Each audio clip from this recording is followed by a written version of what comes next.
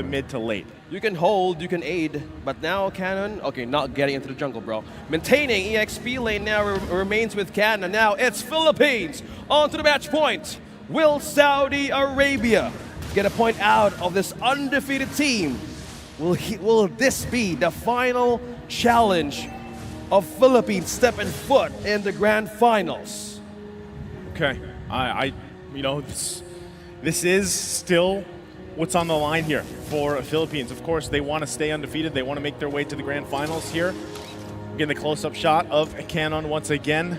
Loving the skins, by the way. And all to the viewers watching online, make sure you grab the codes because they're giving out a bunch of skins for you guys watching. Now, mid lane. They have to, again, as they go through the rotations here, right? As they go through the rotation, as they try to find exactly where they want to find the first blood, it looks like it might even be up here. Cannon, the focus, has a little bit of armor left. Look at how many members are up here. Unigo going to take quite a bit of damage. Terrifies there. Flickers out, able to survive. Wow, that could have been great for Saudi Arabia to get that first blood, but they couldn't capitalize on it. This answers your question earlier. Is the knock-up enough? Is the damage enough with Edith alone and Coffin alone? Well, they're forced to rotate from that position and they lost the wave. At that moment, Arcangel secures a minion wave for himself, amplifying his XP ahead of a Valentina. So at that point, yes, early game you have a defense, you have an advantage for poke, but not with the damage. They do not want to overcommit those kinds of attacks against Philippines right now because they're maintaining the objectives. But having the vision and hold by controlling this mid lane gives them a greater setup for getting the first objective of the game. Poke not going to land that time. Troll going in with the onward, the 1-2, focusing on Saison here. Turtle now up. That's exactly what they wanted to do. Whittle him down a little bit, make him second guess if he actually wants to contest this. This is how Tarzan likes to control this part of the game as the jungler. He's going to pretty much easily get this, uses the retribution to secure the first turtle of the game. Objective-wise, Saudi Arabia has eyes on the first objective, having the magic shoes present for Coffin. Instead of opting for the enchanted talisman first, he wanted to go for a bit of a greater rotation, but instead, he wanted the cooldown being prioritized on his skill set. That is the spam, that is the dash, that is the way of stealing. Oh, so close! Yeah, going back to the thought, Coffin though, he's prioritizing on the cooldown. He wants to poke, he wants to spam. Meanwhile, up top, Cannon. This is bad. Here we go again. Cannon going to flicker out. Is that enough to get the kill? I don't think it was. So, stays alive a little bit longer. Neither team getting the first blood just yet. Sanji, hungry for that first blood in this XP lane. Put some pressure here. Cannon should just be fine. He's going to go ahead and regen that back up.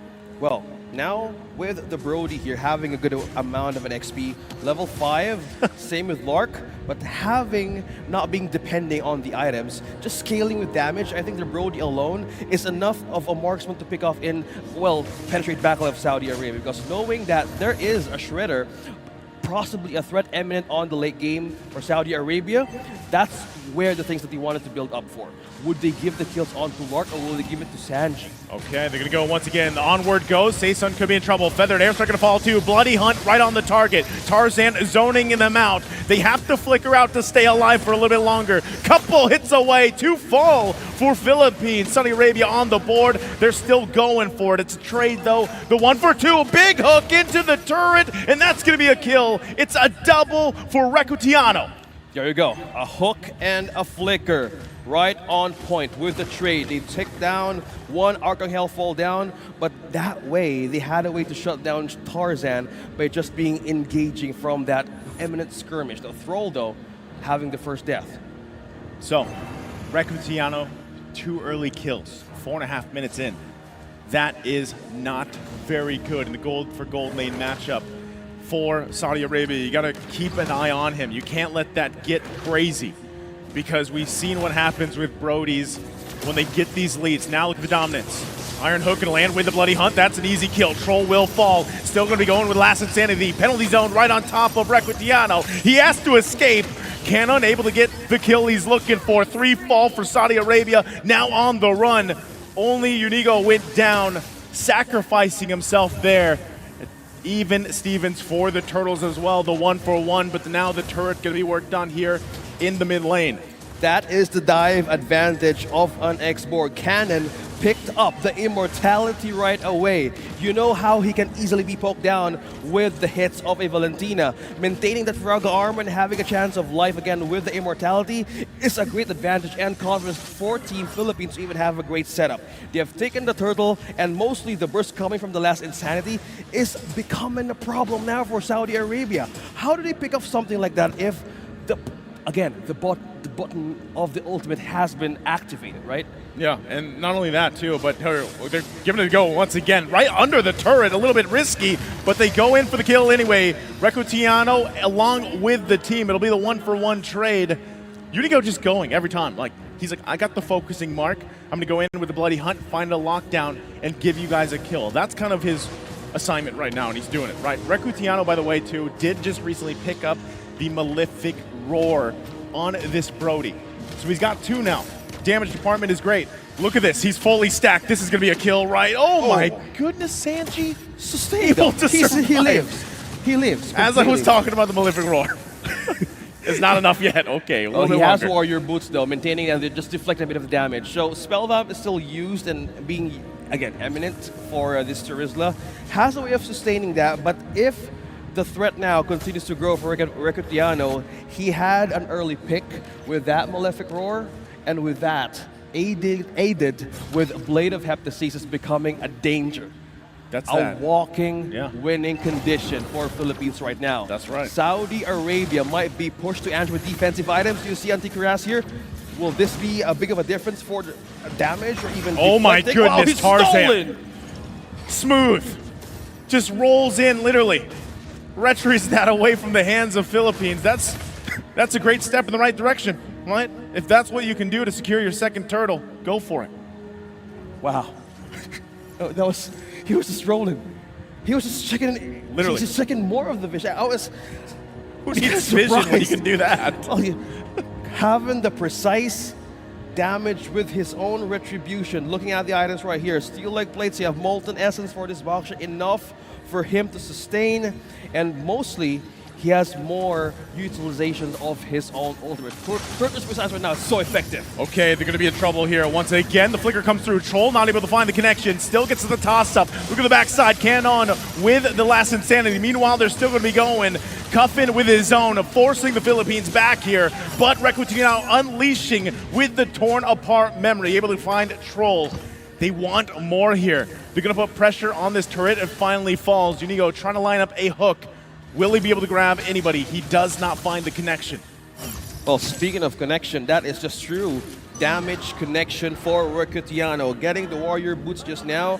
Enough damage penetration, enough build. Oh, that's Garcil though. Okay, Canon gonna go in once again with the last Insanity. Forcing back. There's a feathered airstrike to Sanji. In trouble. Couple hits away. Goes down once again by Recutiano. 5-0-3 now. Absolutely massive here on the Brody. All this leading to the transition. This is what I was talking about, ladies and gentlemen, that Saudi Arabia had to figure out. Early game was pretty good for both games now. Mid-game to the late game transition is where they have to match the macro play from the Philippines. And it's starting to slip out of their hands once again like it did in game 1. How do they handle this amount of damage from Philippines? Let's take a look on the defensive side of Saudi Arabia. Looking at Edith right now, he has the steel-like plates and also carry. But to look up more on damage deflection of Terizla, he only has the Anticuras. Just by being in front of Philippines right now could actually mean a pick-off for this team to actually take you down and have a team fight follow-up once you either not commit to that invade. Once again, look at the positioning. Both teams here setting up first Lord of the game. Either team that grabs this will actually be able to make quite a bit of play on the map in terms of space. You can see them taking their time with this. Unigo checking the bush there with the Iron Hook. Not going to be able to find a connection. Still working on this Lord here. If Tarzan did what he did before the last turtle, that's all he needs to do. His team's relying on him. They also wait for their own conceal play if they can find it. Saison going to drive him back a little bit, forcing this maneuver. Can he get it through? There's the conceal from Troll, looking for his own angle. 1/4 health on the Lord. They got to focus that down. Hook not going to land here. Penalty zone, finding the mark. Saison in trouble. Gets the Lord, though. Can they withstand the onslaught? Lark in the backside, able to get a kill. Unigo goes down. Torn apart memory to follow up. They're going to chase them back here. 2 fall for Saudi Arabia. Philippines on the hunt. Recordillano gets the marks off and a kill. Flickers out defensively on top of it, securing them the win there in the trade. Unigo with the right target, taking down Tarzan, the taunt. Let's go back on this replay. This was the take. This was the call of the conceal coming from Saudi Arabia. Looking back on this moment, Unigo was in a concealed state, had a chance to bite down one, and that was Tarzan, the first one to fall down, and that was Stroll. There was no knockup, there was no Honor, even Primal Wrath to answer. Cuffin was forced to respond with the feathered airstrike that he took from Arcangel. Defensively, they were forced back to the base, and that was Philippines clearly winning that objective fight. And with that, they've garnered themselves a huge gold lead once again at this point, 11 minutes in the game. This is usually the time frame where they really shine. They've ended games this early on too on the first lord of the game. They're going to press the situation again. That was a hook landing plus the bunny hunt. Tarzan in trouble, has the immortality, trying to buy time here, and he's still going to be going. Finally falls, now Troll the next target. Can he stay alive a little bit longer? Gets pulled back to the team. Double kill for Recordillano, 9-0-3.